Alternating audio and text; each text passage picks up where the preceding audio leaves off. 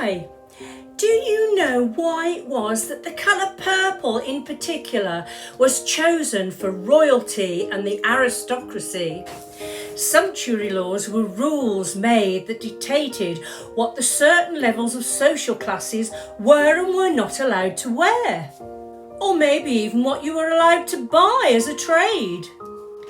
Even in accessories, what you were allowed to use. Sometimes how long or short you could have your hair. Even how long you were allowed to wear your poulaines. From the Romans to the Elizabethans, kings and emperors would curb luxury in anybody's class that was below them in order to maintain their wealth and status. One of the main prohibitions was attached to fashion. Fabrics such as velvet and silks were out of bounds. Colours such as gold and silver or purple were not allowed.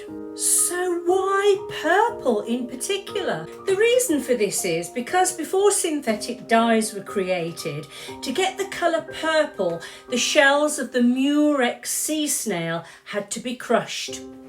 To extract its purple mucus, then it had to be exposed to the sun for a period of time.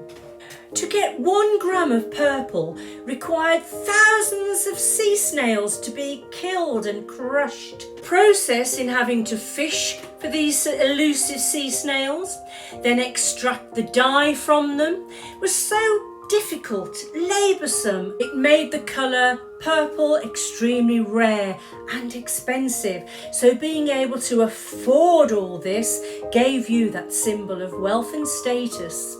Synthetic dyes were first created in the years of 1850s, which made them more accessible, cheaper, and so then more difficult to lay down the sumptuary laws. It was a young man called William Henry Perkin, when he was just 18 years old and a student at the Royal College of Chemistry, who accidentally discovered the colour mauve.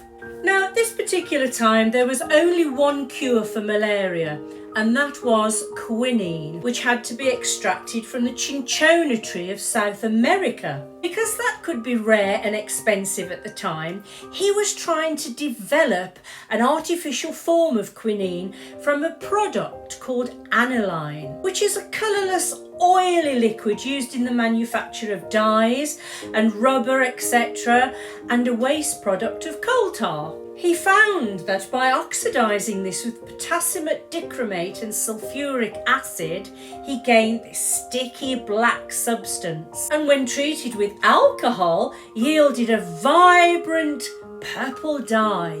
And he realised, because of its oily nature, that he could dye silk with this without it washing out. The dye was initially named aniline purple, which isn't very good, is it?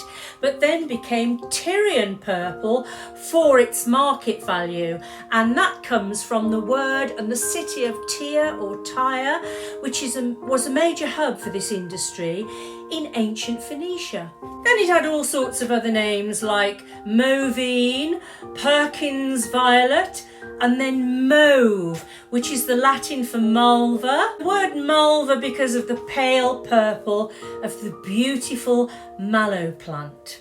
So although the colour purple is as easy to achieve as any other bright coloured dye now, you may still see some royalty wearing it for their coronations these days.